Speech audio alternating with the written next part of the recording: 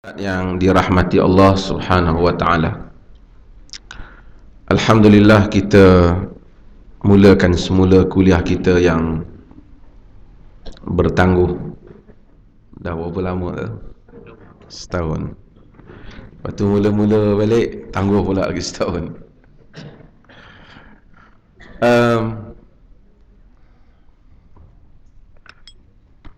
Saya pagi, kita pagi lagi kan. Dalam cerita orang Afghanistan, dia ada satu cerita lucu dia lah. Bukanlah lucu sangat, pasal tangguh, pasal dia ada satu orang lelaki hadir dalam satu majlis. Kemudian dia terbuang angin dalam majlis tu dan orang dengar. Jadi dia pun malu. Dia dah pergi lari daripada kampung dia, kerana dia masyarakat kampung, semua orang kampung cakap. Dia berlari 10 tahun dia lari. Kemudian lepas 10 tahun dia balik, teruk punya cerita lah. Dia balik, anak dia yang kecil tu dah besar, dah 10 tahun dan sedang main di luar rumah dia, dan isteri dia pun ada. Dia ingat dah 10 tahun ni dah orang dah lupa dah cerita tu. Jadi anak dia pun duduk kat luar rumah. Dia sampai, dia diam-diam, dia pun cakap, dia dengar isteri dia cakap dengan anak dia. Isteri dia kata, kau buat perangai elok-elok sikit, jangan jadi macam bapak kau, dah 10 tahun dah. Dia kata, tak jadi, 10 tahun masih ingat lagi. Jadi 2-3 kali menghilangkan diri. Kita tangguh dahulu dan insya-Allah kita masuk ke dalam bab Kitabul Adab. Kitabul Adab, kitab berhubung adab. Itu merupakan kitab yang kedua daripada Riyadhus Salihin.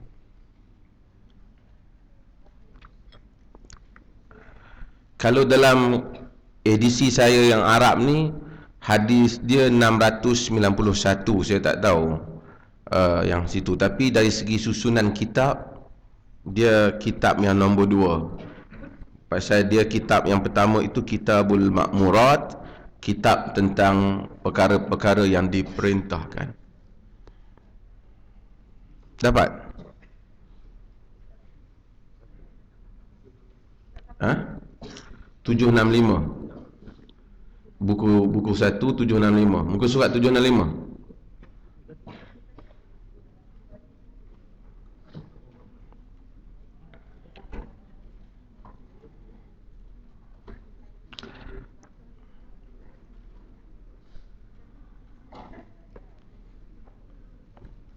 Siapa tuan-tuan yang datang lewat, kerusi ada lagi kat luar, tuan-tuan boleh ambil insya-Allah.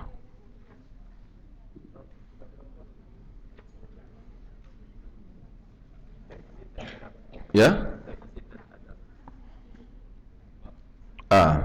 Babul Adab, dia bermula dengan hadis Babul Haya, bab malu. Bab malu. Bab malu yang tuan-tuan mungkin yang ada bab exaltation of modesty. Bab apa? Fadilat malu.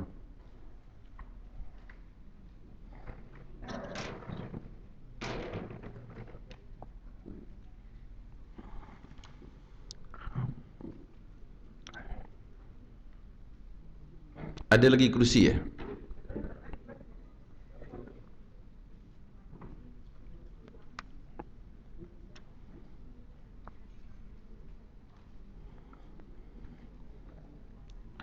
Perkataan adab, jumpa tuan-tuan.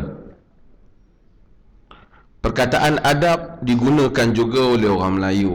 Orang Melayu kata hang ni tak ada adab, ataupun kurang adab.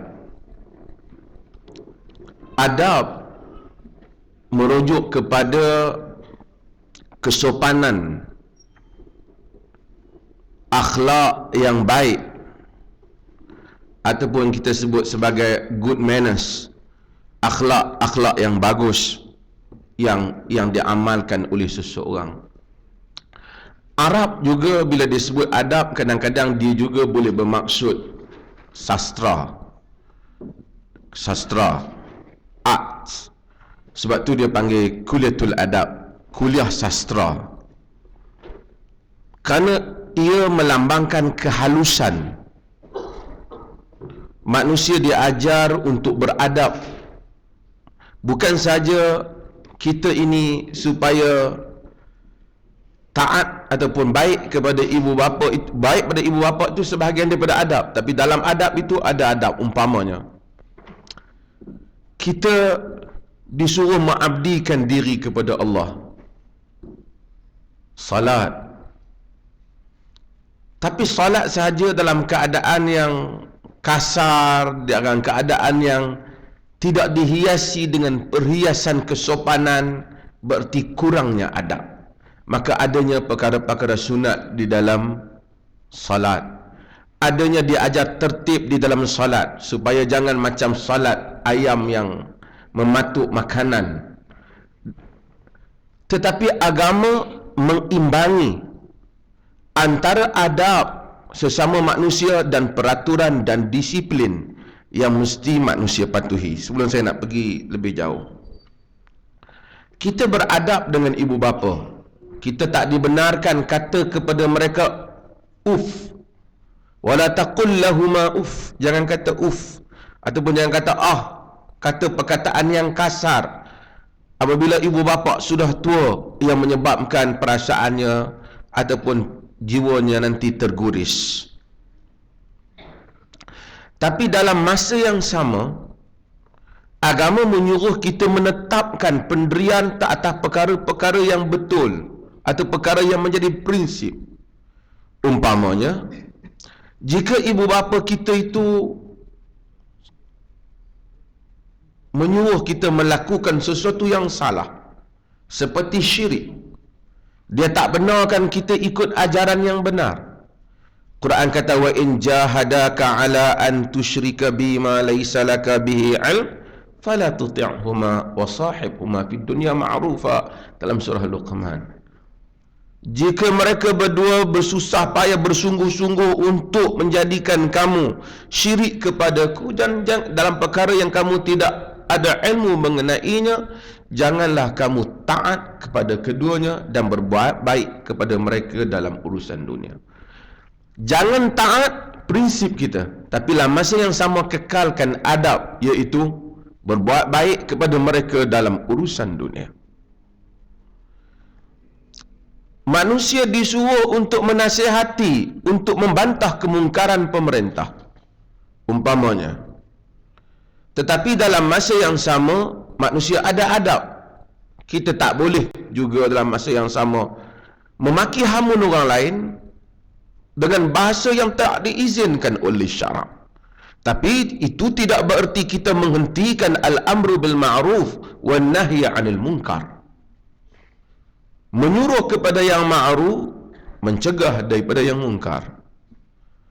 Dan kita akan lalui bab ini antara mengimbangi prinsip-prinsip agama dan adab. Ada orang terlalu beradab sehingga meninggalkan prinsip. Ada orang kononnya nak menegakkan prinsip sehingga meninggalkan adab.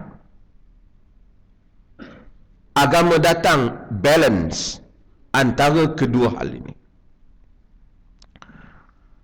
Babul haya wa fadlihi wal hath 'ala takhalluq bihi. Bab malu, modesty, dan kelebihannya. Ini yang disebut sebagai exaltation of modesty, kelebihan malu, fadailul haya, dan galakkan supaya kita bertakhalluq, berakhlak dengan malu. Perkataan malu ni apa?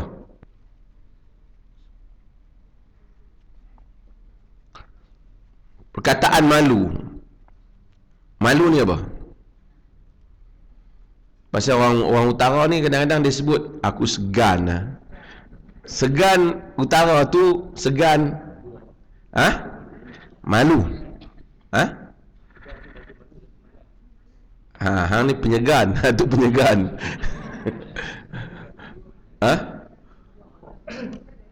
Malas. Aku ni segan, malas. Aku segan juga boleh masuk malu. Tapi kalau betul-betul malas, orang utara kata balok. Betul tak Nafiah?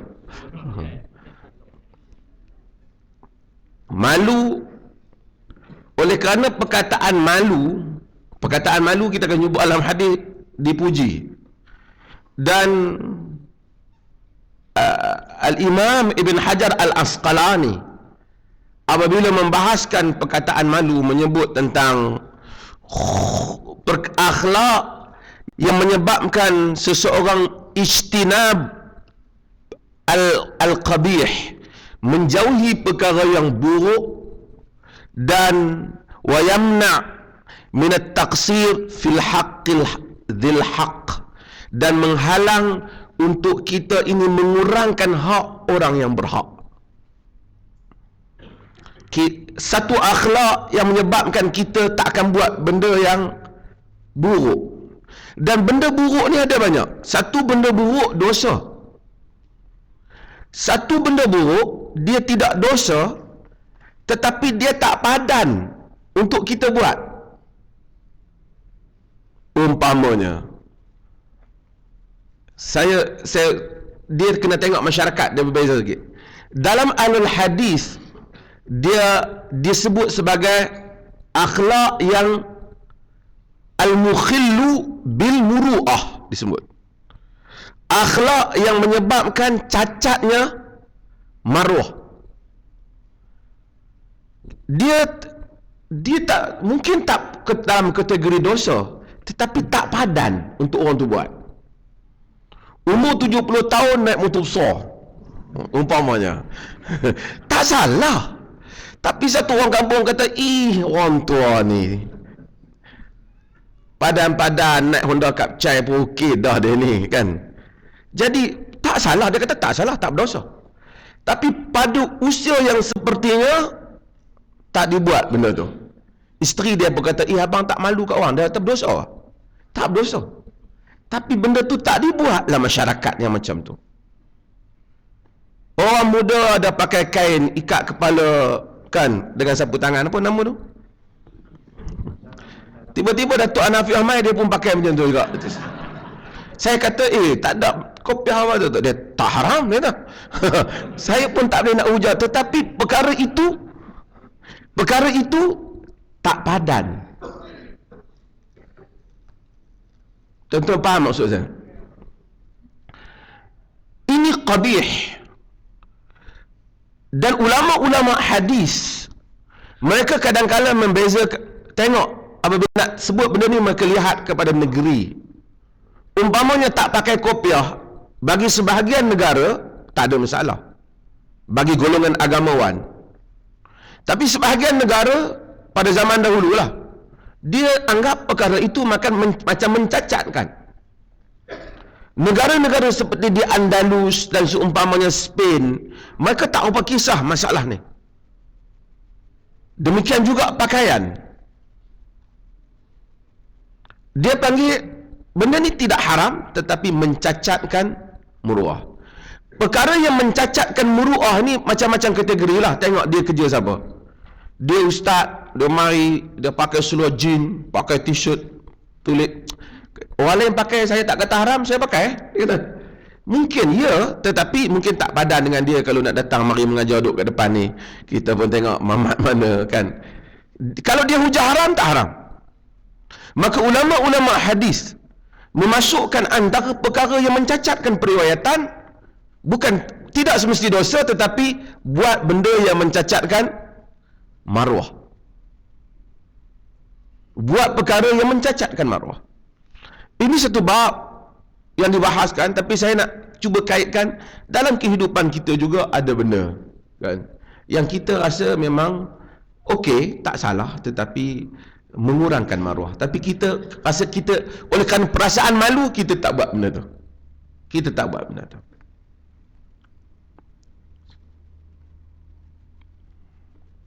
Kadang-kadang saya buat contoh simple.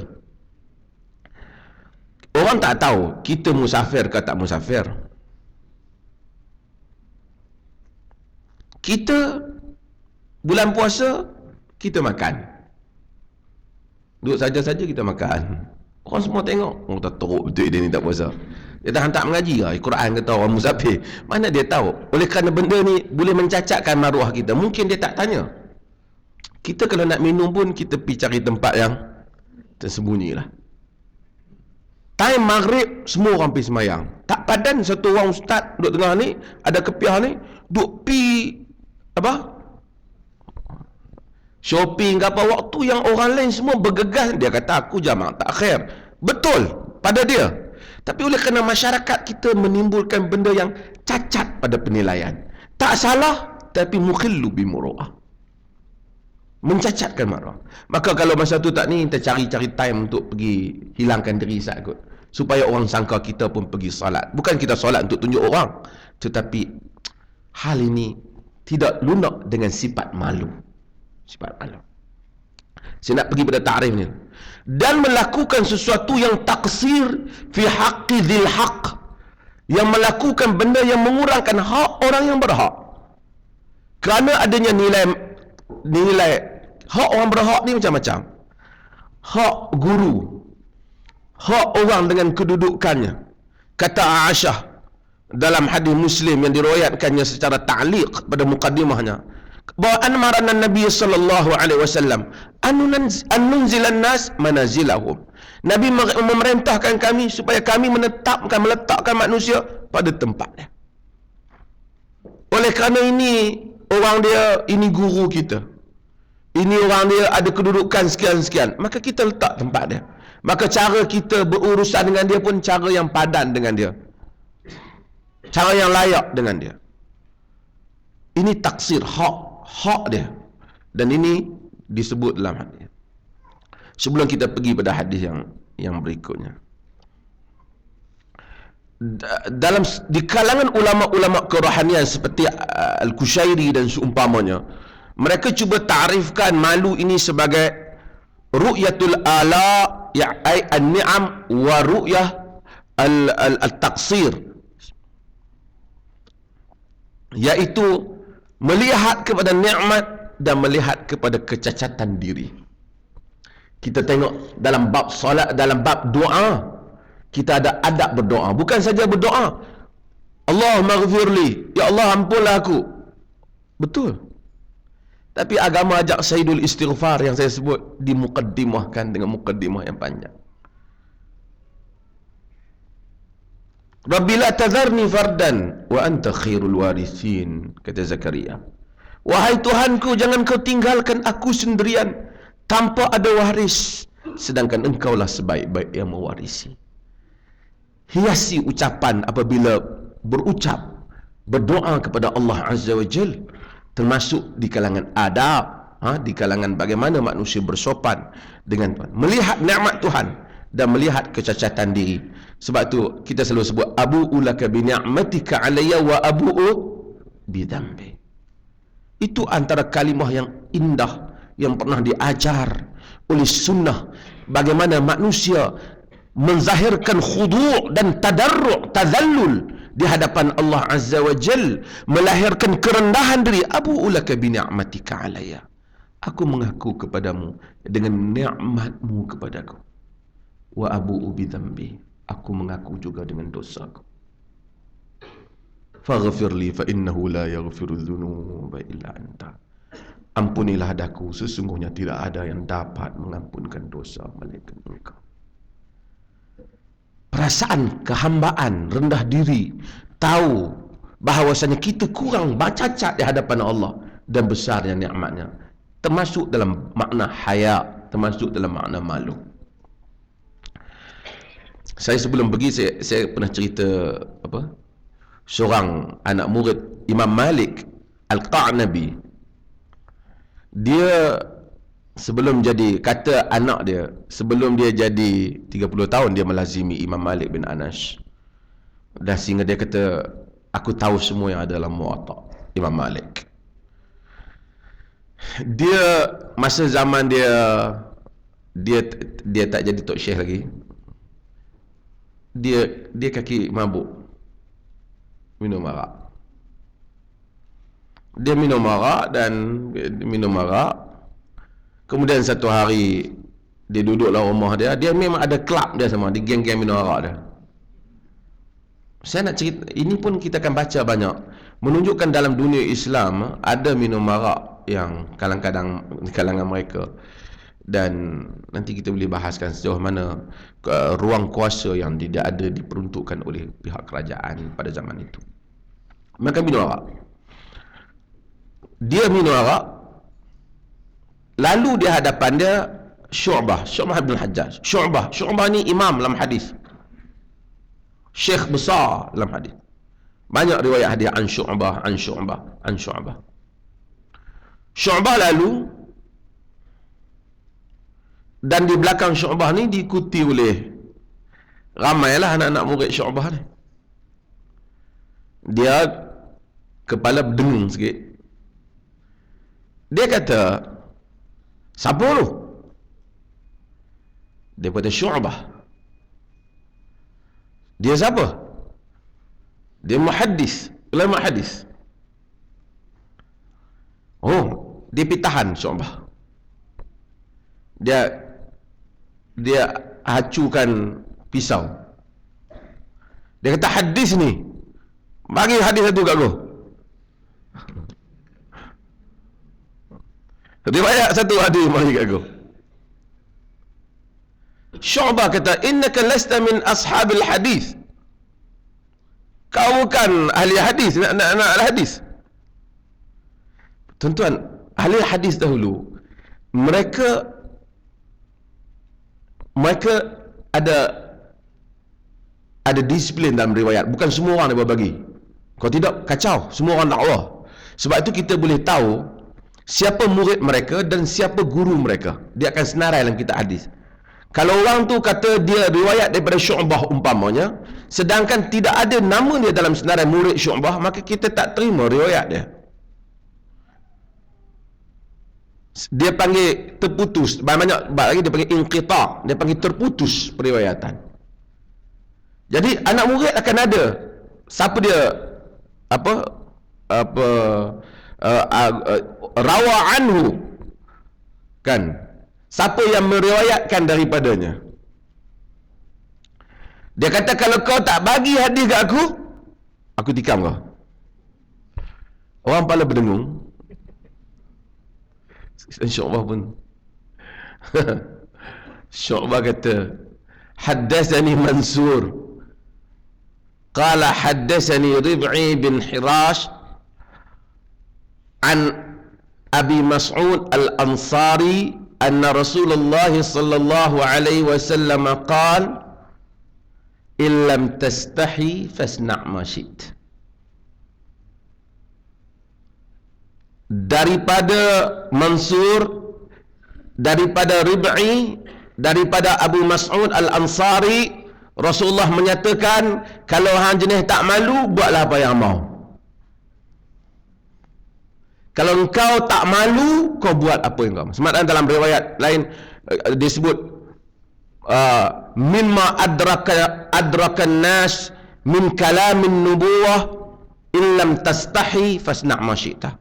Apa yang manusia dapat min kalamin nubuwatil ula, apa yang manusia dapat daripada kalam para nubuwah, para kenabian yang awal, jika kau tak malu, kau buatlah apa yang kau mau.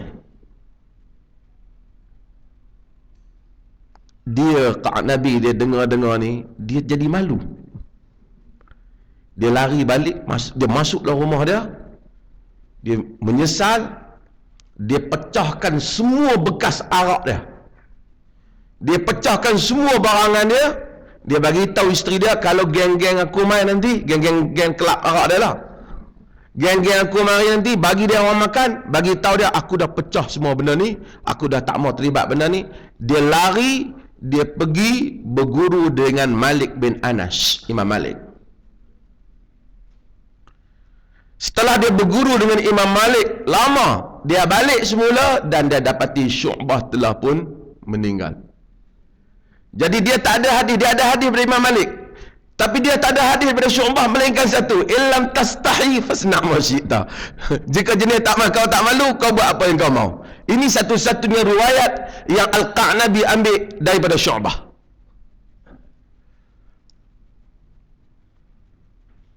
Tapi masa alhamdulillah lah dia berubah kan. Kalau kita mungkin setengah orang tu orang macam alah pendek je hadis.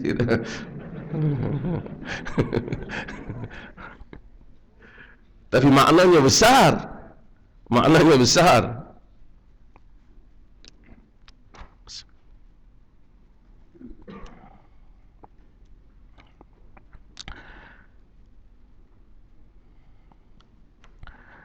An Ibn Umar radhiyallahu anhuma anna Rasulullah sallallahu alaihi wasallam marra ala rajulin minal ansar wa huwa ya'idhu akhahu fil haya faqala Rasulullah sallallahu alaihi wasallam da'hu fa innal haya'a minal iman, muttafaqun alaih. Daripada Ibnu Umar, yakni Abdullah bin Umar radhiyallahu anhuma. Dan Abdullah bin Umar ni kita tahu anak Sayyidina Umar radhiyallahu anhu dan merupakan anak yang saleh, yang sehingga dia antara orang yang pernah ditanya kepada Umar apabila Umar ditikam, cadang apa pendapat jika dilantik Abdullah bin Umar, dan Umar tak setuju. Umar tak setuju. Dan Abdullah bin Umar, kita tahu bahawasanya, saya selalu sebut, hebatnya Umar itu bukan kerana dia hebat salat dan seumpamanya saja. Hebatnya Umar itu kerana dia ahli dalam bidang siasah, ahli dalam bidang politik. Maka anak dia tak ada benda ni, maka dia tak boleh. Dia tak. Bahawa Rasulullah sallallahu alaihi wasallam marra ala rajulin minal ansar, Nabi lalu di hadapan seorang lelaki di kalangan Ansar. Wa huwa ya'idhu akhahu fil haya. Dia menasihati saudaranya mengenai malu. Yang dia kata apa ni, hang ni malu sangat, orang malu ni. Cakap, jangan tu terlalu malu. Faqala Rasulullah sallallahu alaihi wasallam, Nabi menyatakan, da'hu fa innal haya minal iman, biarkan dia kerana malu itu daripada iman. Malu daripada iman. Kita akan dapati malu ni, malu dengan maksud tadi, bukan maksud kita kadang-kadang ada malu yang tak kena tempat. Umpamanya ada orang buat salah, kita patut tegur dia. Aku malu nak beritahu dia. Malu. Apa jawapan terhadap masalah seperti ini? Kadang-kadang kita nak menuntut ilmu. Mujahid menyebut dalam Bukhari, sebut secara ta'liq, Mujahid bin Hibir menyatakan bahawasanya la yata'allamul ilm mustahin wala mustakbir. Tidak akan belajar ilmu orang yang pemalu dan orang yang sombong, takabur. Dua tak boleh belajar. Bila dia malu, dia apa? Dia takkan, orang lain belajar, orang pergi, orang ni pelajar universiti banyak. Kelebihan orang Melayu, bila dia akan suka duduk belakang sekali. Dia tak duduk depan. Saya kalau saya pelajar mengajar pelajar master, saya kata siapa yang duduk belakang dia sentiasa ditanya. Kalau duduk depan, okey sikit, tak tanya dia. Kemudian dia tak mau tanya, dia takut. Ini pun kita sebut tentang ilmu ada dua. Dia imbang. Dia malu tak boleh dan takabur tak boleh. Orang takabur, alah benda tu aku dah tahu. Kadang-kadang dia belum tahu. ada benda yang besar dalam bab ilmu. Umpamanya, kita kadang-kadang saya sebut ni contoh heavy sikit. Kita sebut, saya kata pada pelajar-pelajar hadis lah, tuan-tuan tak apa di sini. Secara umumnya, hadis dalam Sahih Bukhari dan Muslim sahih. Sahih. Namun, ulama-ulama hadis kadang-kala mereka membahaskan beberapa maklumat yang ada itu dibincangkan balik. Kita tak boleh kata, aku tak mau bincang, aku dah belajar macam tu. Walaupun awak dah belajar hadis, tapi awak kena melihat juga pandangan nuqat, pandangan para pengkritik hadis, yang bukan golongan orientalis, tapi golongan awal. Saya sebut baru ni, barangkali contoh kuliah yang terbaru. Umpamanya, Ibn Abbas radhiyallahu anhuma, Ibn Abbas radhiyallahu anhuma, Abdullah bin Abbas, dia riwayatkan dalam Bukhari bahawasanya tazawwajan Nabi sallallahu alaihi wasallam Maimunah wa huwa muhrim. Nabi mengawini Maimunah isteri Nabi, Maimunah bint Harith isteri Nabi. Nabi mengawini Maimunah dalam keadaan Nabi itu berihram. Sedangkan kita tahu dalam hadis, orang yang berihram tak boleh kahwin dan mengkahwinkan orang, dan tidak boleh juga untuk meminang.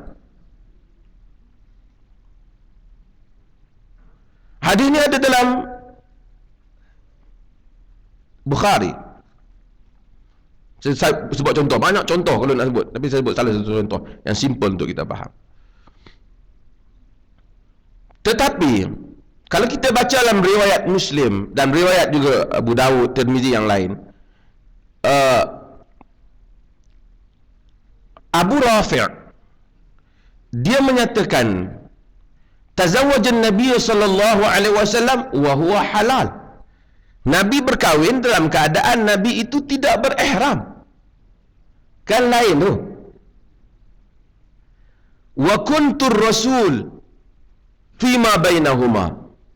Aku indah adalah utusan antara mereka berdua.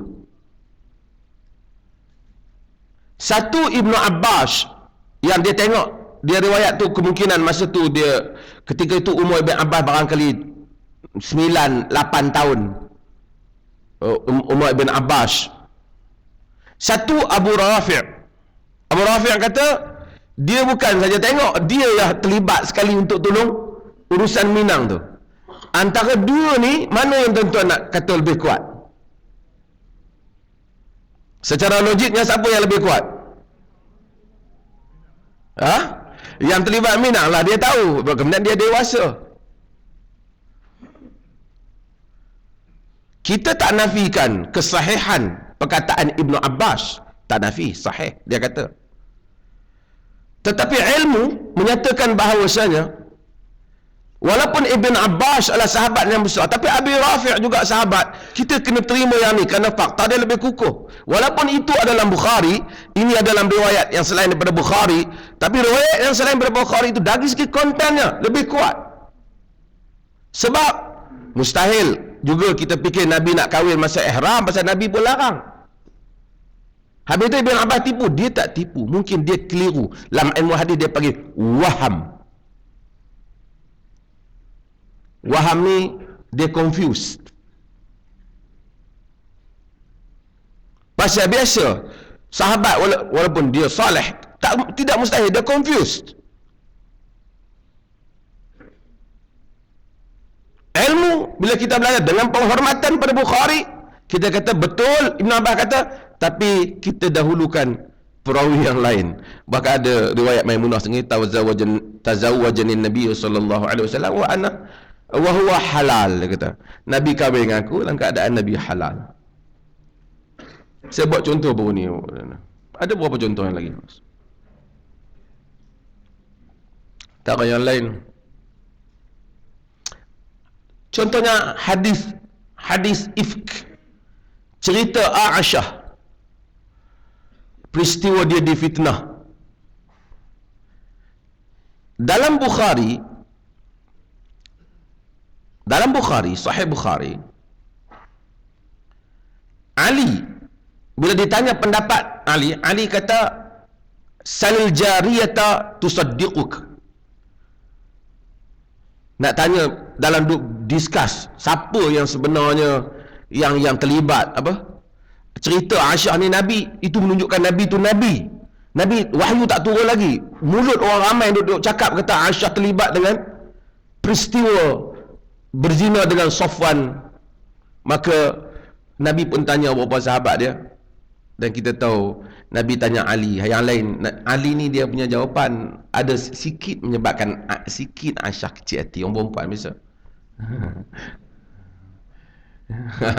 Ali tak kata Aisyah buat. Dia kata kalau Rasulullah nak kahwin orang lain pun boleh. Jadi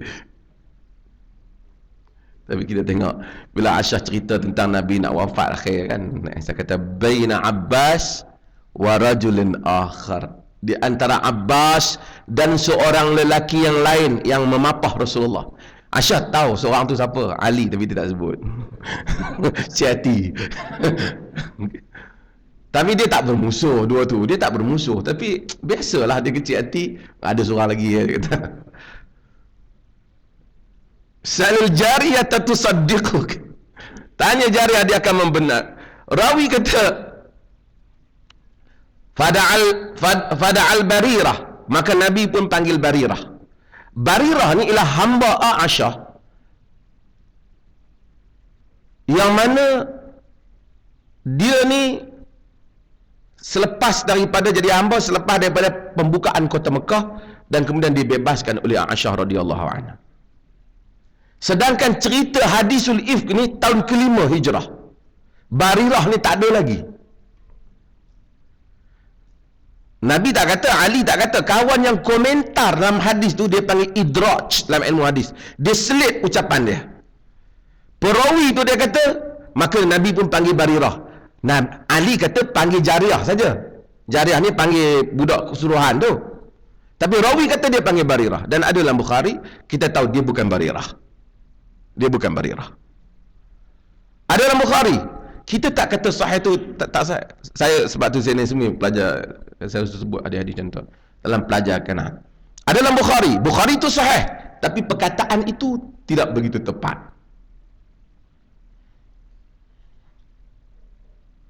Ia soal periwayatan. Bukhari itu sahih, perkataan itu tidak begitu tepat. Sama, saya buat contoh macam apabila isteri-isteri Nabi SAW tanya Nabi, ayyuna asra'u luhuqan bik,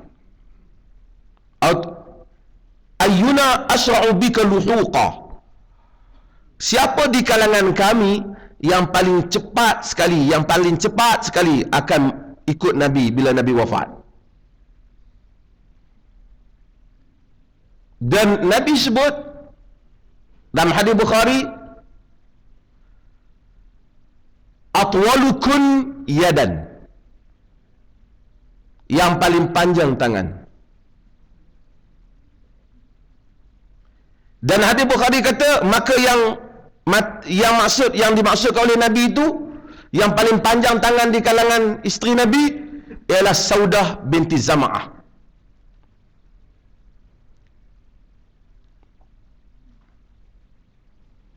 Bukhari sebut dia ada Saudah binti Zam'ah.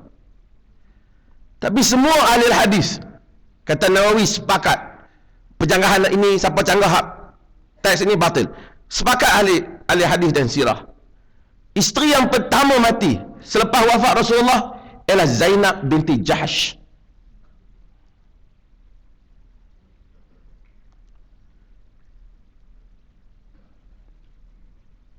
Zainab binti Jahsh, dia yang paling awal wafat. Saudah, Zainab wafat pada zaman Umar bin Khattab. Saudah wafat pada zaman Muawiyah bin Abi Sufyan. Muawiyah lama lagi lah. Dalam riwayat dalam Al-Mustadrak Al-Hakim dengan riwayat yang sahih menceritakan bahawasanya Aisyah kata, kami kalau berhimpun ramai-ramai isteri Nabi, kami sandar kat dinding, kami ukur tangan siapa panjang kita. Kita duk agak siapa yang paling panjang tangan ni, dia akan mati dulu. Dia orang sukalah kan. Kita, Allah aku mati dulu, siang kat aku. Dia dah, dia hayat tu dunia. Kehidupan dunia ni tak ada apa bagi mereka, kan? Pokok. Kemudian apabila Zainab meninggal, baru kami tahu maksud panjang tangan tu bukan tangan tu panjang, suka bersedekah. Dan Zainab ini adalah seorang isteri Nabi. Dia ni ada industri kecil di rumah dia. Dia jahit, dia apa, dan dia suka bersedekah. Zainab suka bersedekah orangnya. Dan dia suka bersedekah, tapi Zainab tu sendiri orangnya kecil. Dia tak termasuk, dia di kalangan mereka pendeklah tangan. Tapi maksud Nabi guna bahasa yang simbolik. Bukhari kata Saudah. Tapi riwayat-riwayat lain membuktikan siapa? Zainab. Jadi dia panggil waham. Bukan tipu. Rawi keliru. Tapi ada orang balik kata, oh, Tuan Hasti kita Bukhari tak boleh pakai pula ni. Mandai.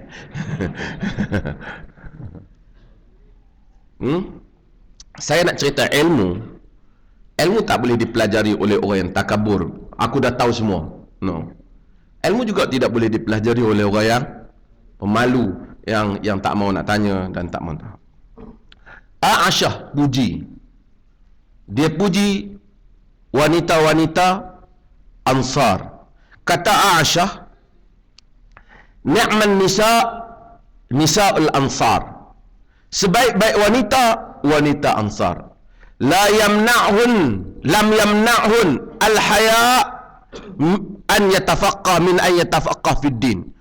Sebaik-baik wanita Ansar tidak menghalang mereka perasaan malu untuk mendalami agama.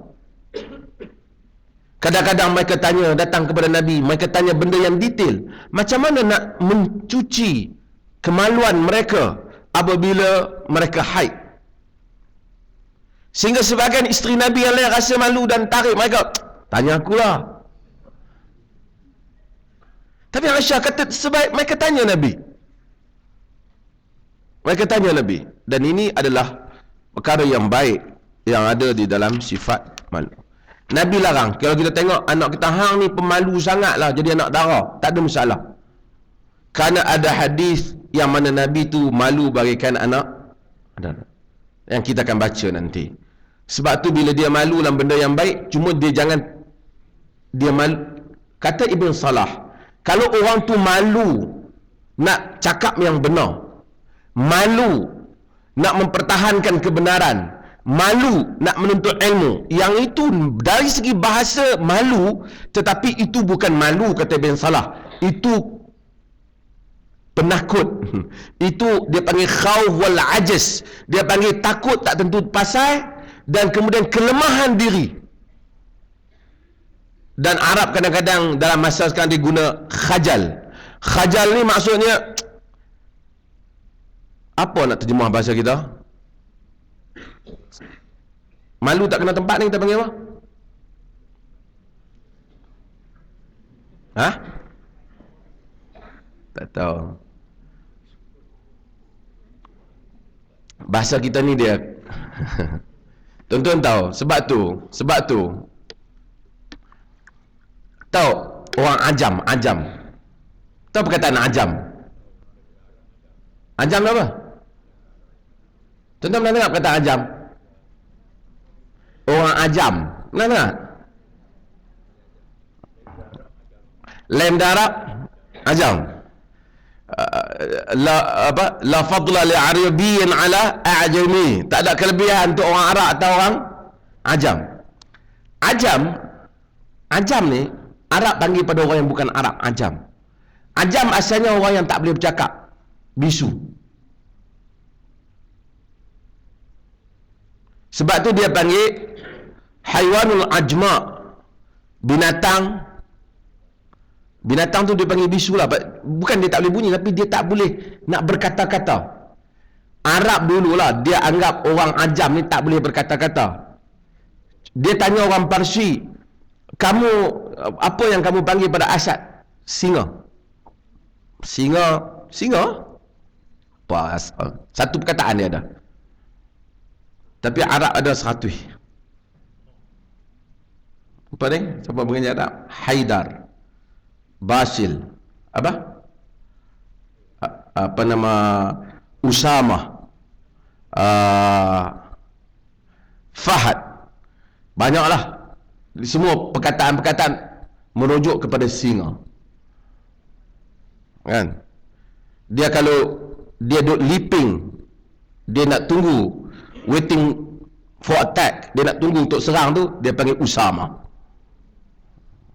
Kita tambah Bin Laden.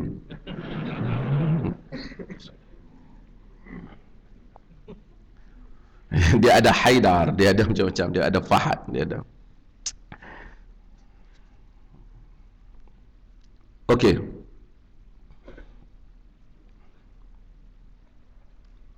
Wa an Imran bin Husain radhiyallahu anhu. Daripada Imran bin Husain. Bukan bin Husain. Dia bin Sad. Husain. Husain lain. Husain bukan Husain. Husain bin Ali. Kita pergi panggil Husain. Lepas tu lama-lama kita panggil dia Chin. Susah kita. Sebab tu nama-nama yang cantik-cantik sekarang ni tak diberi dah zaman ni kan. Nama Husain bin Ali. Ali bin Husain. Saya dulu ada seorang cikgu, nama dia Ali bin Husain. Elok, Ali bin Husain. Tapi orang Melayu panggil Ali bin Husain, dia panggil dia licin. Memang tak patut.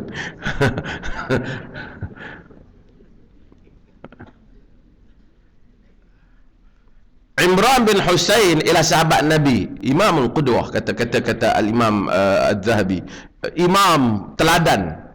Dia dan bapaknya dan Abu Hurairah masuk Islam pada tahun yang sama, iaitu pada tahun 7 Hijrah.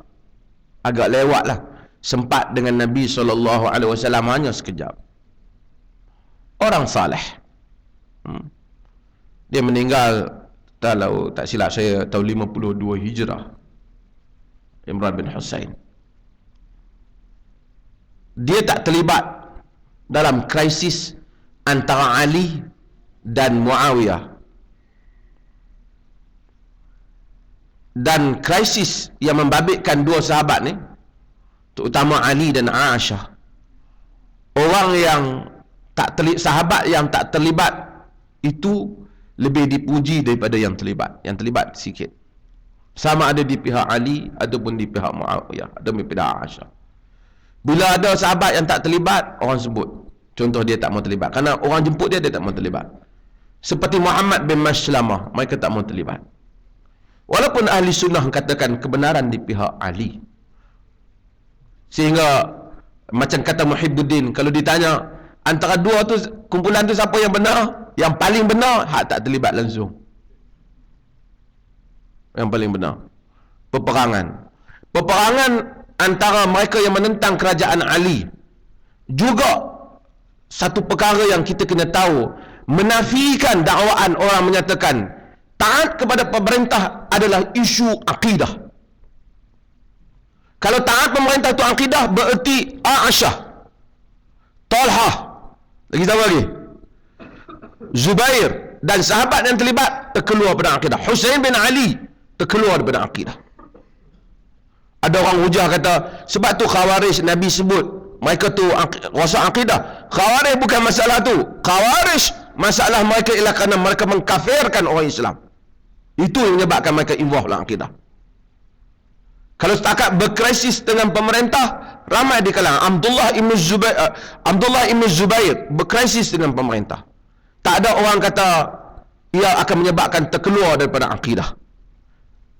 Ibn Ashur menyebut bahawasanya antara kesalahan dalam pemahaman menganggap masalah taatkan sultan termasuk dalam masalah akidah.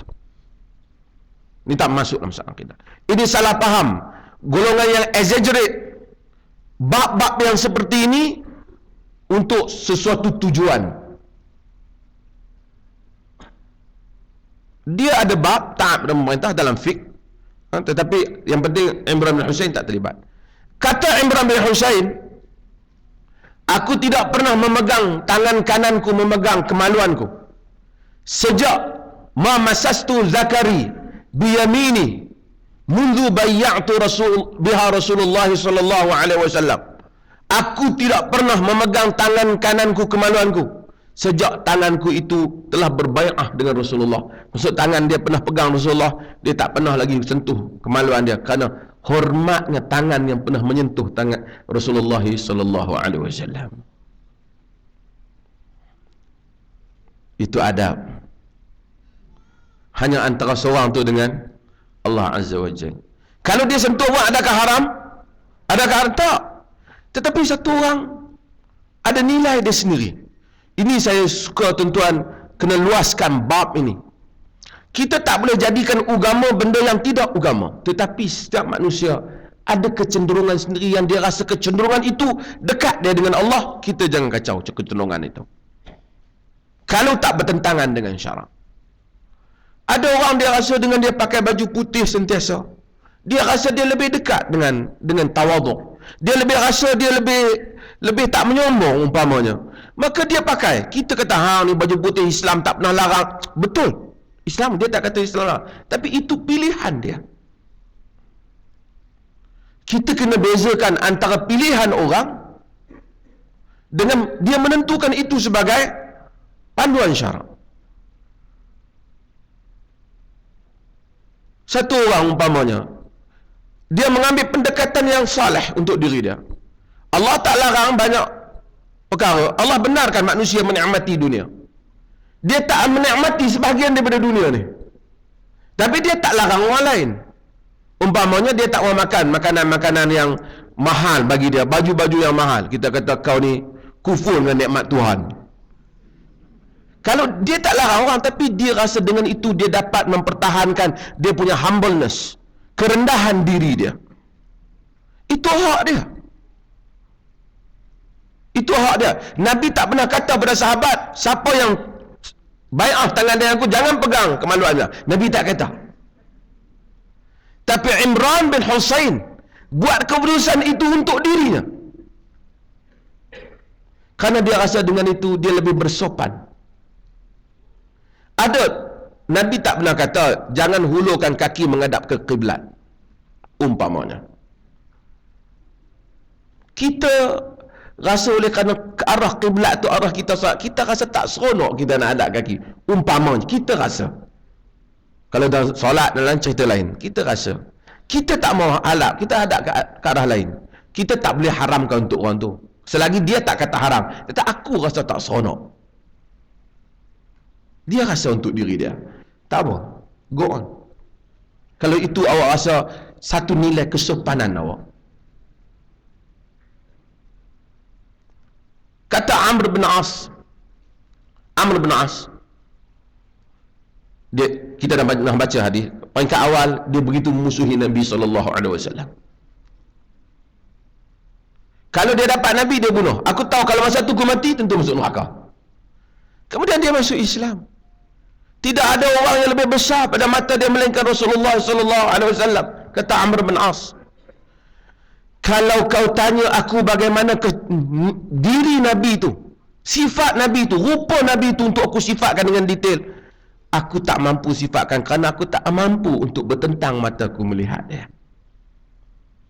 Tak salah, sahabat lain sifatkan dengan detail. Tapi dia rasa dengan kerendahan diri dia. Itu pilihan untuk dia. Maka seorang kadang-kadang ada pilihan dia sendiri. Di dalam dia rasakan ada benda yang tertentu baik untuk dirinya.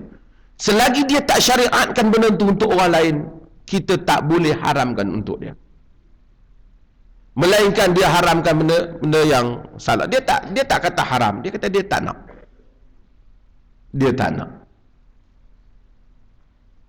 Ada orang dia tak nak tengok TV. Dia tak nak. Kita ajak dia tak nak. Dia kata TV ni macam-macam, aku tak boleh, tak pening tengok. Dia kata mana ada haram, ada ustaz tengok TV.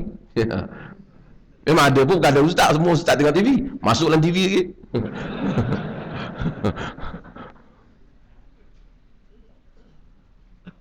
Dia tak nak asyik.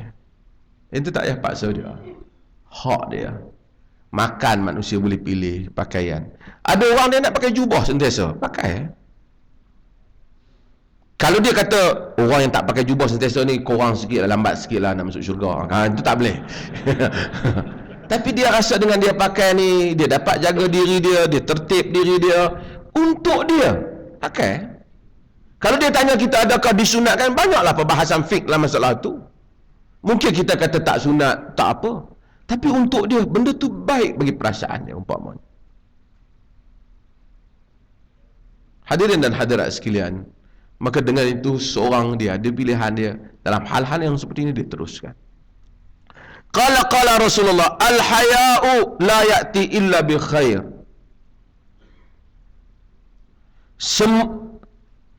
Malu tidak mendatangkan melainkan segalanya baik. Al-haya'u khairun kulluh. Al-haya'u kulluhu khair. Dalam riwayat yang lain, dalam riwayat Muslim, malu itu semuanya baik dan malu itu segalanya baik. Saya akan huraikan tentang malu ni lebih detail pasal mukadimah ni agak panjang pada kuliah yang akan datang insya-Allah. Cuma saya akan sebut nanti pada kuliah akan datang beberapa perbahasan malu di dalam Al-Quran untuk membolehkan, pasal saya tengok masa dah terlebih, membolehkan ruang untuk sesi soal jawab insya-Allah. Minggu depan pula lah, bulan depan. Senang tu tidak minggu.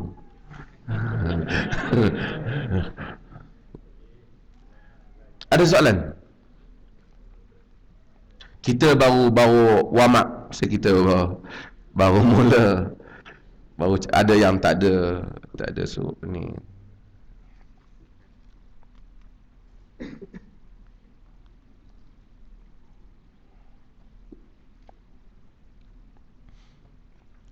Tentang janin yang lahir, adakah wajib dimandikan dan seumpamanya. Ulama ada khilaf pendapat dalam masalah ini, tetapi apabila sebahagian mereka menyebut bila dia lahir dan ada bentuk dia sebagai manusia, maka dia disalatkan seperti mana solatnya bayi. Jika dia keluar dalam bentuk darah semata-mata, maka dia tak kita kategorikan sebagai. Wallahu ta'ala alam, barangkali boleh kena khilaf masalah ni. Pendapat itu lebih mendekati dan lebih mudah untuk orang untuk menilainya.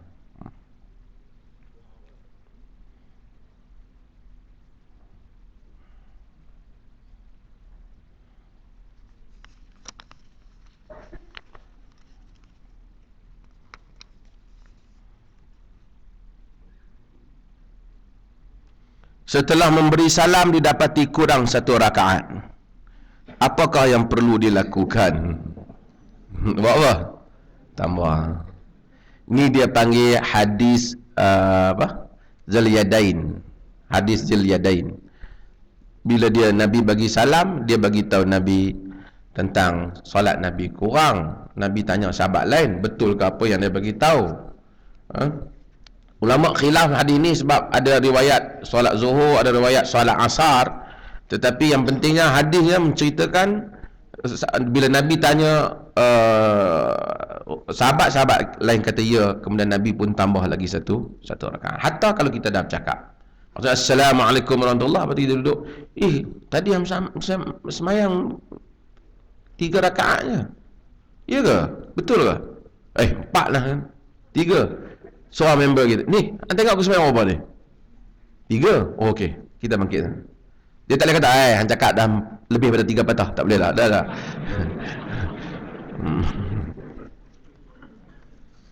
Tidak berlaku terputus yang panjang lah, walaupun tidak ada nas yang masalah, tapi terputus yang panjang. Wallahu alam. Tapi saya ingat kalau dia keluar pergi makan bumi sekepinggan, dia patah balik. Tapi kalau kawan tu tak sure, aku rasa macam korang, dia tak sure, kita kira semayang sempurna. Kita kira semayang sempurna. Hang betul ke? Aku agak aku pun tak perasan tadi. No.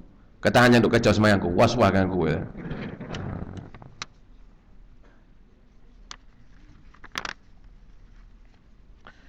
Ada orang tanya tentang riwayat Omar dan Salman yang dianggap tidak sahih.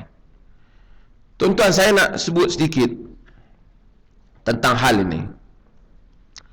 Para ulama hadis dan sirah, mereka ada disiplin yang berbeza apabila mereka meriwayatkan riwayat berhubung dengan sahabat dan yang berhubung dengan Nabi.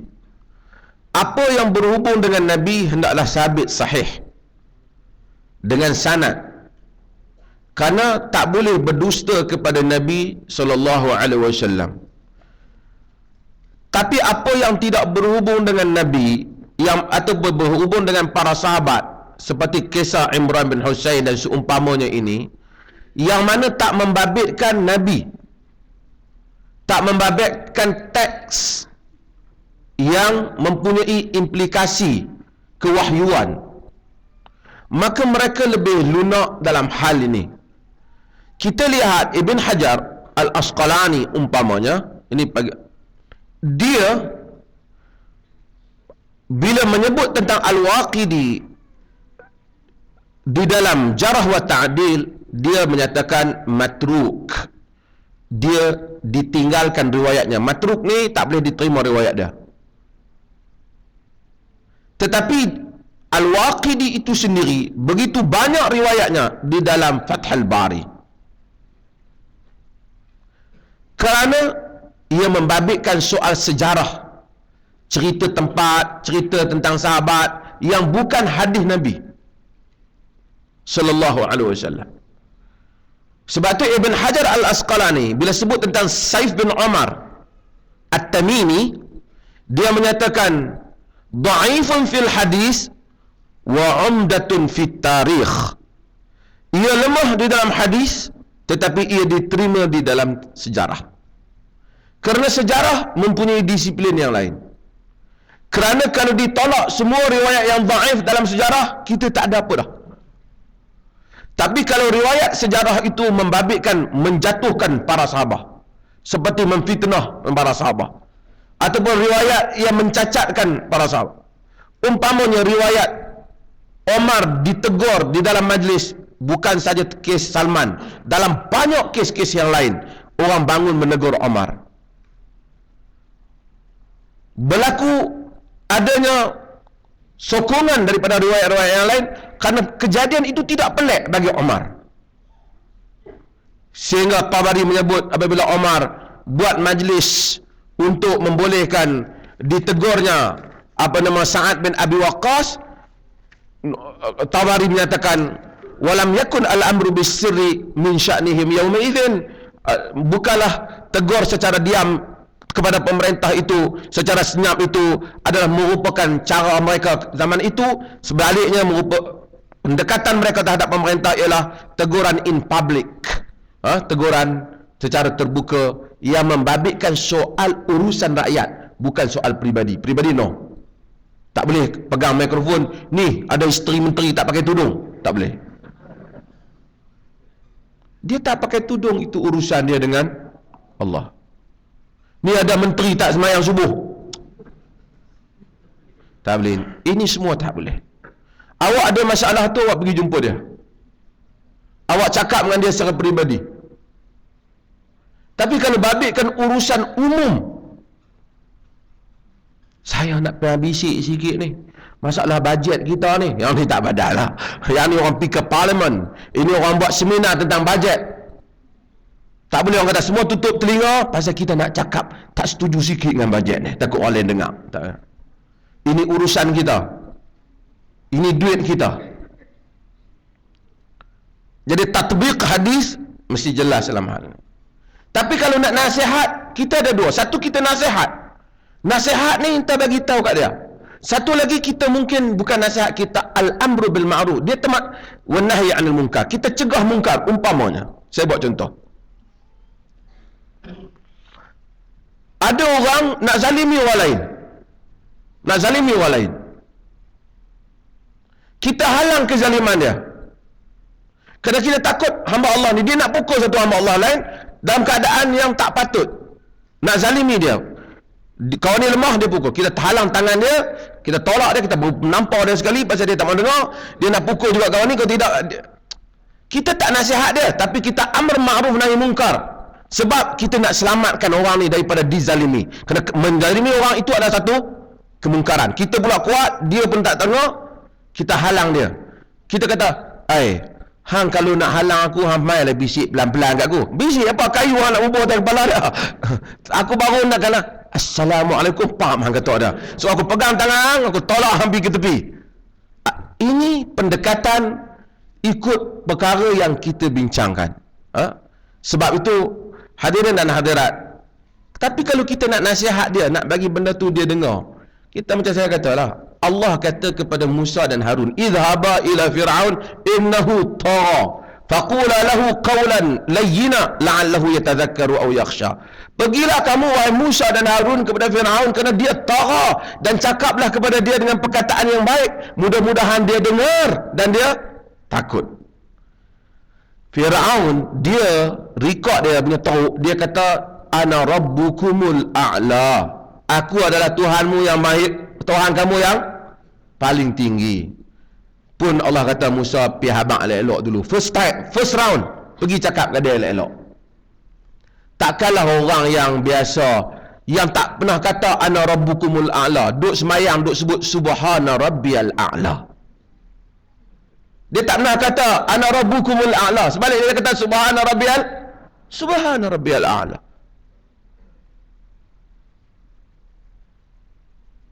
Maha suci Tuhanku yang maha tinggi. Dia tak kata akulah Tuhan kamu yang maha tinggi. Takkan kalau Fir'aun first round Nabi Musa cakap elok-elok kat mamat ni subhana rabbiyal a'la, kata weh bangang mana dengan aku nak habang hang. Tak boleh lah. Tak boleh lah. Tapi Musa apabila Fir'aun tak nak, Fir'aun cabar dia terbuka, Musa buat terima pertarungan sejarah in public, lawan dalam isu sihir siapa benar. Fir'aun bawa sihir dan Musa tunjukkan ayat atau kita sebut sebagai mukjizat. Musa tak kata hendaklah pertandingan ini tertutup, khalayak awam tak boleh tengok, antara kita berdua saja.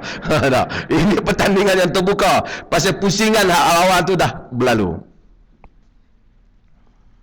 Ada faham?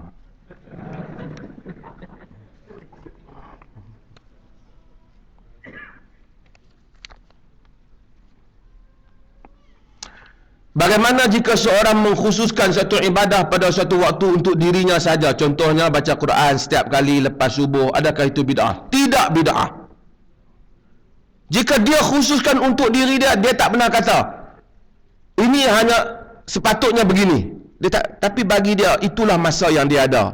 Itulah masa umpamanya dia tak bercakap banyak lagi dengan orang, hati dia pun masih lunak lagi.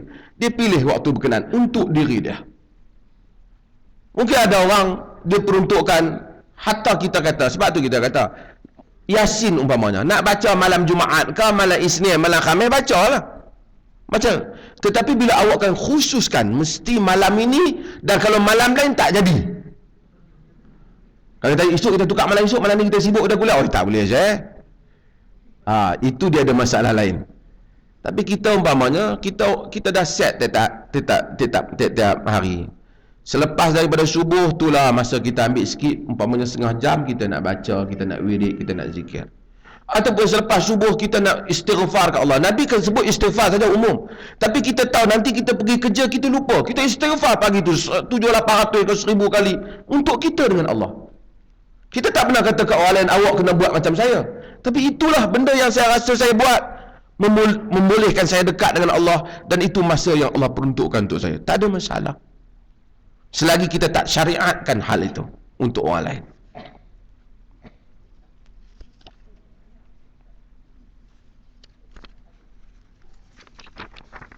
Ini ada hak soalan yang panjang-panjang, saya tangguh kejap.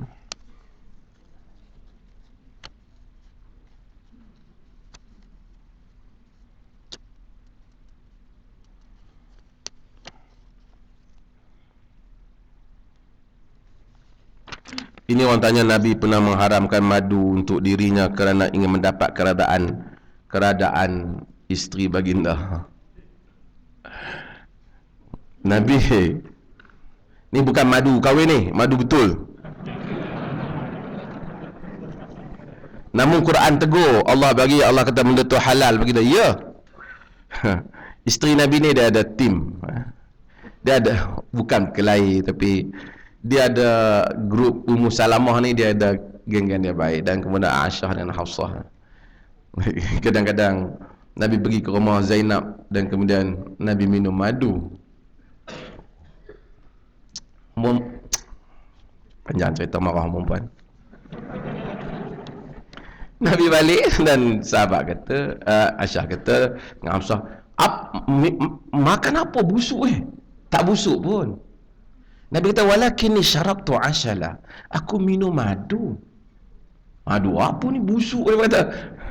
Lepas tu Nabi kata, tak apa, lain kali aku tak nak minum dah.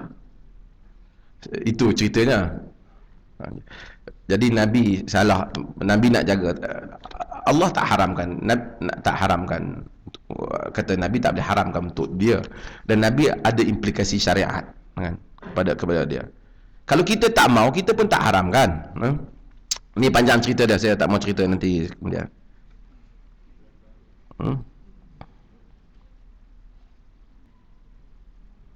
Adakah dia anggap dayus jika seorang anak tidak menegur ibu bapaknya untuk solat dan menutup aurat? Tuan-tuan, setiap benda ada tempatnya. Tak solat tu besar, tapi anak nak tegur bapak ni, dia adalah pendekatan dia. Kadang-kadang saya naik orang muda, bahasa kita, dia manusia ni, dia tak boleh lepas daripada ego dia, terutama dia bapak. Carilah benda yang melunakkan dia, bagi dia dengar kaset ke, bagi dia dengar CD. Kaset tak ada zaman lah. Bagi dia dengar CD, bagi dia dengar apa. Tapi kita kena tegur dia. Ataupun kita berhenti, dia berjalan, kita ni ayah nak berhenti, nak solat. Tak ada aku ayah kata, ni tak habis-habis dengan solat. Kalau macam tu teruk lah.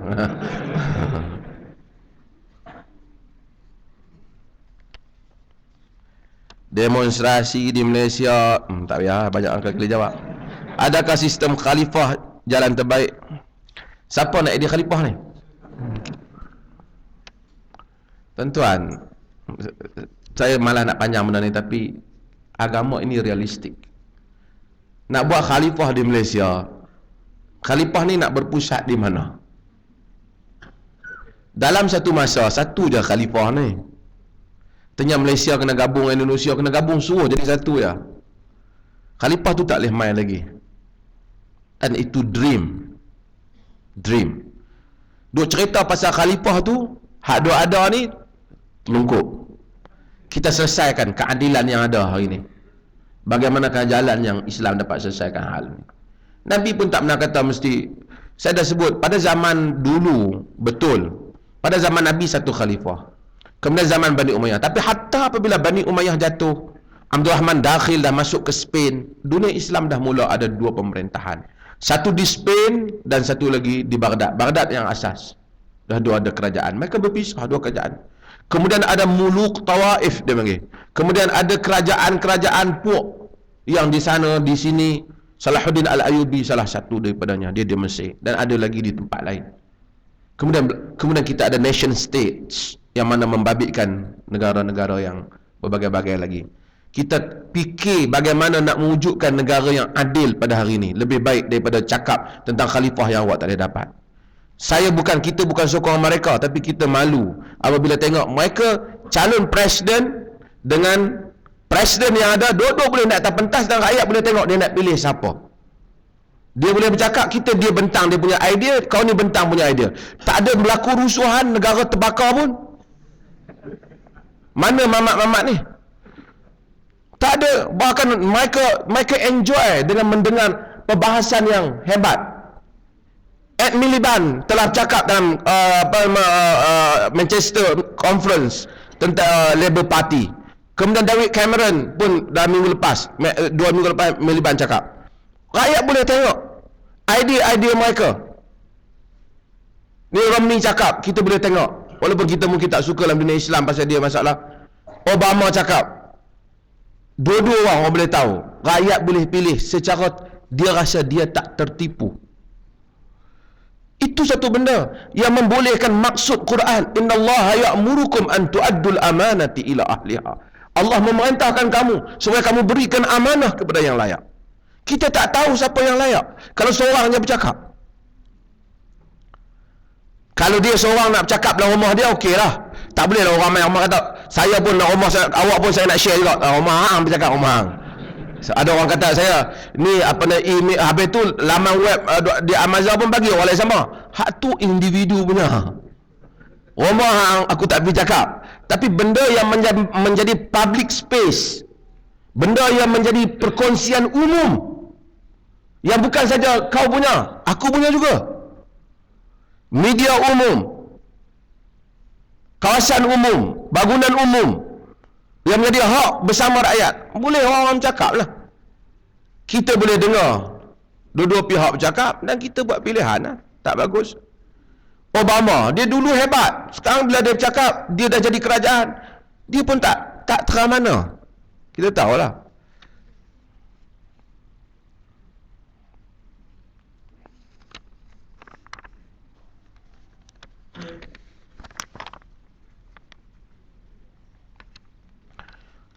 Ada tak larangan hadis tentang mengetahui kandungan? Lah, hadis tak larang mengetahui kandungan. Orang kata itu antara ilmu ghaib yang diketahui oleh Allah Ta'ala. Wa ya'lamu ma fi arham. Allah Ta'ala hanya tahu, Allah Ta'ala tahu apa yang dalam kandungan. Dalam kandungan tu bukan lelaki perempuan je.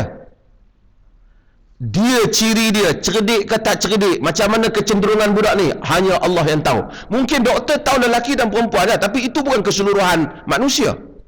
Maka kita kena tahu. Dulu Quran kata Allah hanya tahu, sekarang ni kita pun tahu. Oh boy.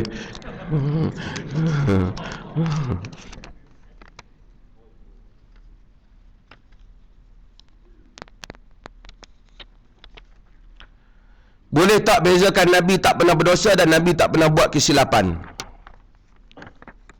Nabi pernah buat kesilapan ataupun tidak? Ada Nabi buat kesilapan. Sebab tu Quran pernah tegur abasa wa tawalla. Ada orang kata itu bukan kesilapan, tu yang afdal, tapi Quran kata abasa, kalla. Quran kata kalla, tidak pernah Allah kata kalla pada Nabi. Kesilapan lah. Tapi bukan kerana dosa. Dosa ni dia buat satu benda yang Allah haramkan, kemudian dia buat. Dia larang, dia tak larang sebenarnya. Umpamanya tentang pendebuan tamar umpamanya. Demikian pemilihan tempat dalam perang Badar, sahabat cadang yang lain, dia terima yang lain. Dalam perang Badar, tawanan Badar, dia tolak cadangan Omar, dia terima cadangan sahabat yang lain. Allah turun sokong cadangan Omar.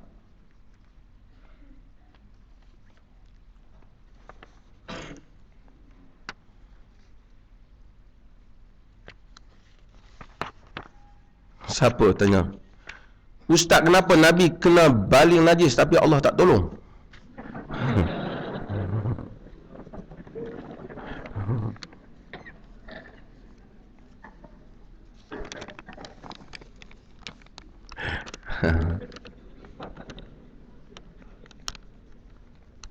Dunia Allah Ta'ala bagi jadi. Kalau Nabi itu untouchable, sampai orang tak boleh sentuh dia, kita tak boleh dakwah, tak ada contoh.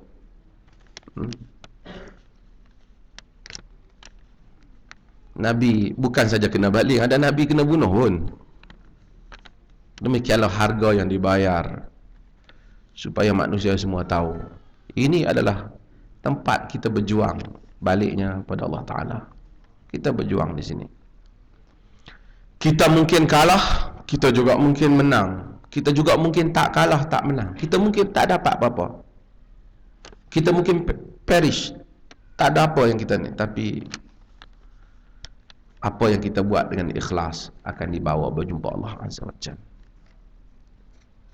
Tidak memahami perjuangan itu melainkan orang yang berjuang. Orang yang duduk dalam bilik dia tulis buku tentang perjuangan, dia merepek. Lepas tu dia teori perjuangan taklah macam ni, langkah-langkah dakwah yang pertama, kedua, ketiga. Hang duduk di universiti, hang cakap benda ni, hang tak pernah pergi mana, hang duk tunggu nak naik profesor madya, kemudian hang tulis nak jadikan benda ni masuk dalam CV yang memang senang. Hang turun pergi tengok macam mana. Kita kalau bercakap lunak, tidak ada siapa pun yang akan membantah kita. Cantik. Cantik. Nabi cakap lunak, entah apa ramai orang bantah dia. Jangan teori. Cuma cakap yang baik, betul, ia boleh melunakkan hati orang yang baik. Tapi ada orang memang jembalang, hantu kampung, gangster kampung dusun, apa kita nak buat dah?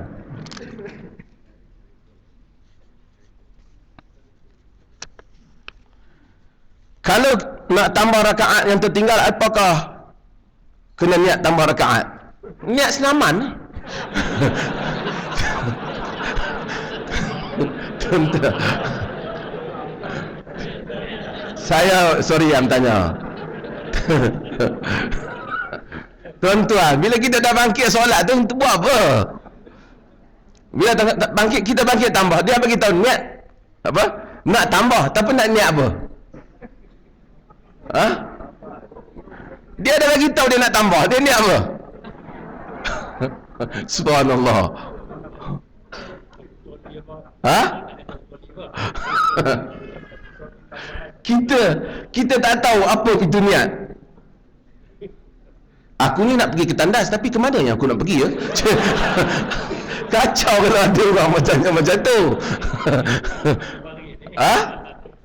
Tak, saya tak marah pada yang tanya, tapi dia ini mangsa kepada ajar niat yang salah. Bukan salah kawan yang tanya. Mangsa kepada salah faham konsep niat. Kita salah faham konsep niat. Nabi kata, "Idza qumtum ila shalah," ataupun fakabbir. Idza qumta ila shalah fakabbir. Bila kamu bangun untuk salat, maka kamu takbir. Tapi oleh kerana kita Allah, subhanallah. Jadi itu bukan niat. Itu bukan niat. Saya tak apa kita belajar tak ada salah. Cuma kalau yang pelajar-pelajar universiti, dia tak boleh tanya soalan ni. Saya kadang-kadang saya ceritakan pelajar universiti tanya saya, "Doktor, kat mana nak dapatkan buku? Dapatkan di kedai basikal," saya kata.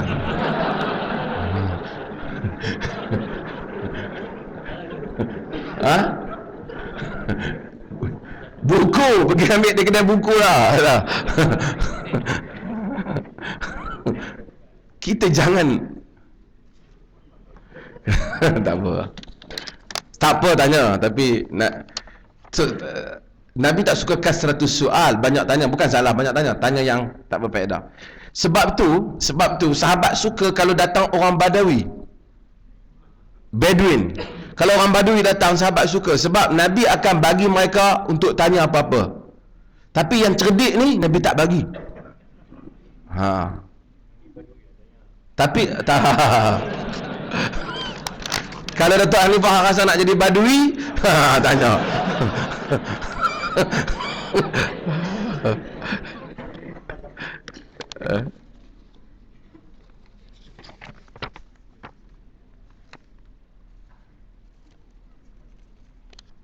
Ada soalan yang membabitkan terlalu panjang, saya tolong tulis sekali depan, sebab saya nak masa, saya nak yang ringkas.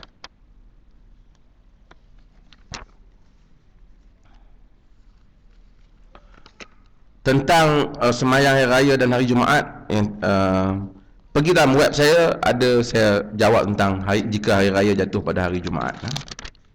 Kita diberi pilihan, sama ada untuk solat hari raya kemudian tak hadiri solat Jumaat, ataupun solat Jumaat, ataupun kita hadiri semayang hari raya dan semayang Jumaat. Siapa yang hadiri semayang hari raya, dia tidak wajib, bukan tidak boleh, tidak lagi wajib untuk semayang Jumaat. Itu pendapat yang disokong oleh ramai ahli hadis dan juga dalam mazhab Ahmad.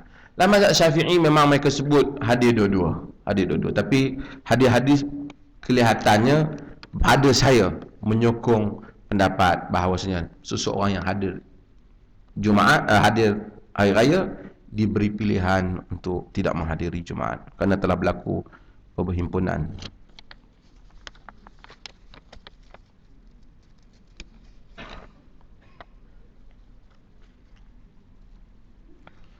Baru-baru ni soalan menyatakan melafaz niat itu bukan bid'ah kerana perbuatan itu dilakukan sebelum sunat dan ia hanya untuk membantu kita menetapkan niat kita agar tidak melayang sebelum solat.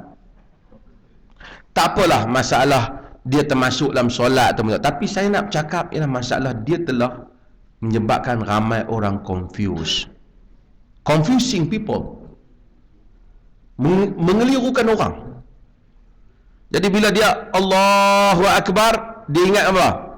Ngajar aku semayang. Dia ingat, dia bukan niat, itu bukan niat. Itu dia panggil imrarul kalimah ala dhihn. Dia menjadikan kalimat tu berlegar dalam kepala, macam kita duk bukan. Apa yang bukan? Ni aku duk fikir. Ya macam itulah. Itu bukan niat, itu kita sedang mengira-gira sesuatu dalam fikiran kita. Niat ni kita niat, macam saya nak minum. Tak saya setiap kali sengaja aku nak minum. Tak perlu. Dan kata Ibn Taymiyah rahimahullah, tak apa nak setuju tak setuju kat dia, tapi dia kata orang yang buat benda macam ni, duk menyebut-nyebut benda ni, sebenarnya orang yanqusu fil aqli wad din, orang yang kurang pada akal dan pada agama. Dia kata, bukan saya kata, dia kata. Sebab tu dia tak dapat tauliah dia.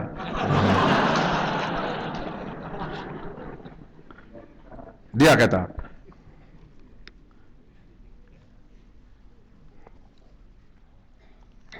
Last soalan yang kali insya-Allah kita semua.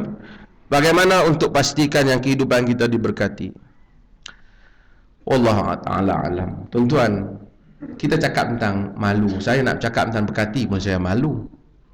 Saya pun tak tahu saya diberkati ke tak. Imam Ahmad bin Hanbal, kita cakap tentang malu. Apabila orang mari puji dia Imam Ahmad, dia kata, "Lau alimtu ma 'indi minal khataya wal dhunub la hasautum ala ra'si bit-turab." Jika kamu tahu apa yang aku ada daripada dosa dan kesalahan, nescaya kamu ambil pasir, kamu bubuh atas kepalaku. Itu Ahmad bin Hanbal. Bagaimanalah untuk saya bercakap dalam hal ini?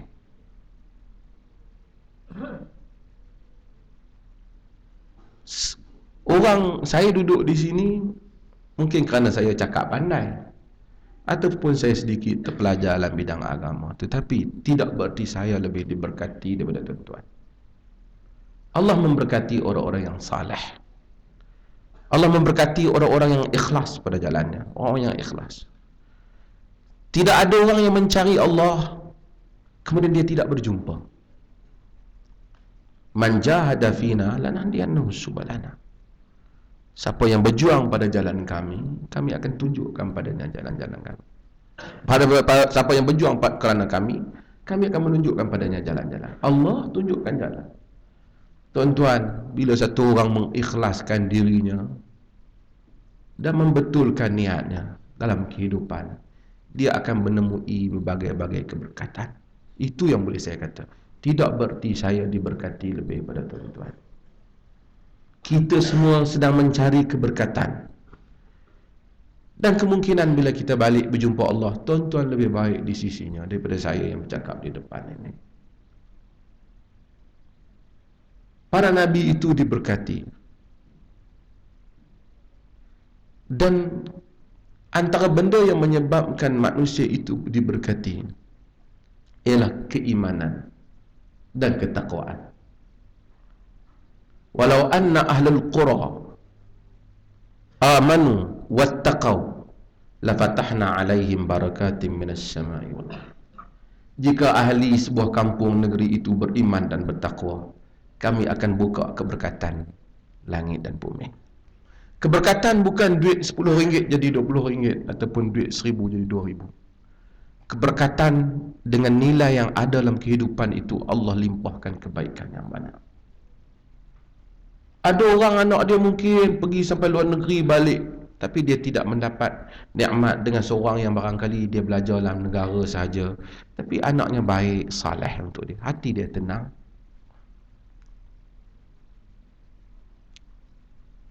Zainal Abidin bin Ali menyebut, jika orang-orang besar itu mengetahui nikmat yang kami kecapi ketika kami bersolat di tengah malam, nescaya mereka membunuh kami. Maksudnya banyak nikmat yang ramai orang tak boleh tahu. Orang-orang yang kembali pada jalan Allah Azza wa Jal, mereka menikmati banyak perkara yang mereka tak tahu sebelum ini. Nikmat menangis di hadapan Allah Azza wa Jal, nikmat berdoa kepada Allah, nikmat bersolat, nikmat bersujud, nikmat merintih pada Allah, nikmat yang tidak akan diketahui illa man taqaha, melainkan orang yang merasainya. Kehidupan, tak ada siapa yang boleh menjadi berkat dengan dia hanya memberi nama-nama yang tertentu untuk dirinya. Tak perlu tuan-tuan mai sentuh. Sebab tu saya selalu, ramai orang selalu jumpa saya ni terkenal sikit. Jadi terkenal dengan macam-macam lah kan. Jadi ada orang jumpa ambil gambar dengan saya tidak menambahkan apa-apa keberkatan untuk tuan-tuan. Tapi untuk friendship, pernah jumpa kawan, it's okay. Kok kata saya simpan satu gambar Dr. Asri untuk hari ni. Ramai orang tulis benda tu kat Twitter, saya nak tegur pun jadi susah. Tapi saya cakap lah, tak ada apa beza ada gambar saya dengan tak ada gambar saya. Belum tentu saya masuk syurga mendahului tuan-tuan, ataupun mungkin berlaku sebalik yang lebih buruk pada itu. Mungkin tuan-tuan lebih baik. Tuan-tuan tengok saya pandai duduk depan ni, tapi Allah hanya tahu apa yang ada dalam dada saya, dan mungkin Allah tahu di dada tuan-tuan lebih baik pada saya.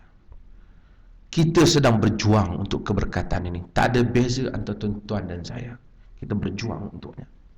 Berjuang untuk mendapatkannya, dan berjuang untuk mendapat rahmat Allah. Pada bahagian yang boleh saya lakukan, saya cuba lakukan. Saya cuba mengharapkan mudah-mudahan Tuhan rahmat saya. Pada bahagian yang tuan-tuan boleh lakukan, tuan-tuan lakukan. Dan mudah-mudahan Allah Ta'ala merahmati tuan-tuan pada bahagian tuan-tuan. Ramai orang yang tidak dikenali oleh ahli dunia, dia dikenali oleh ahli langit. Dan dia lebih baik di sisi Allah lebih daripada kebanyakan orang lain. Mudah-mudahan Allah Ta'ala rahmati kita semua, dan insyaAllah kita berjumpa lagi pada sesi yang akan datang. Tuan-tuan rasa boleh buatlah Dewan ni, okey ke? InsyaAllah. Mudah-mudahan Allah Ta'ala rahmati. Banyak lagi soalan yang saya tak jawab, insyaAllah pada sesi yang akan datang. Malam ini pada pukul 9 ada live saya di RTM 1, dan tuan-tuan yang ada masa boleh tengok insyaAllah. Wassallallahu ala nabiyina Muhammad walhamdulillahi rabbil alamin.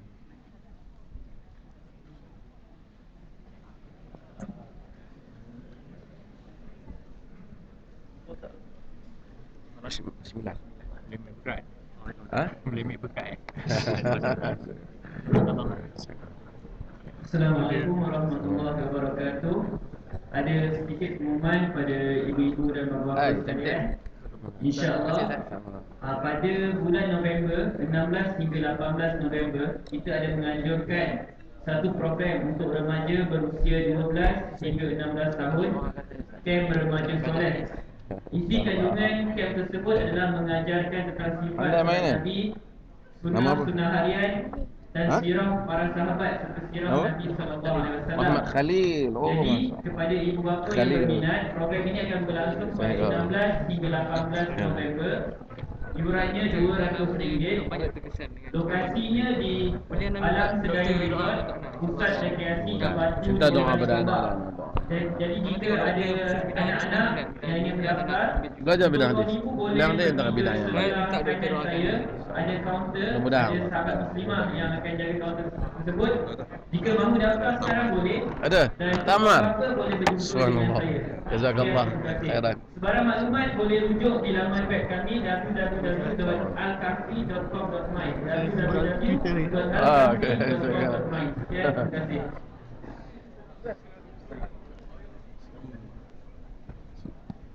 Syekh, ini Tuan Syekh.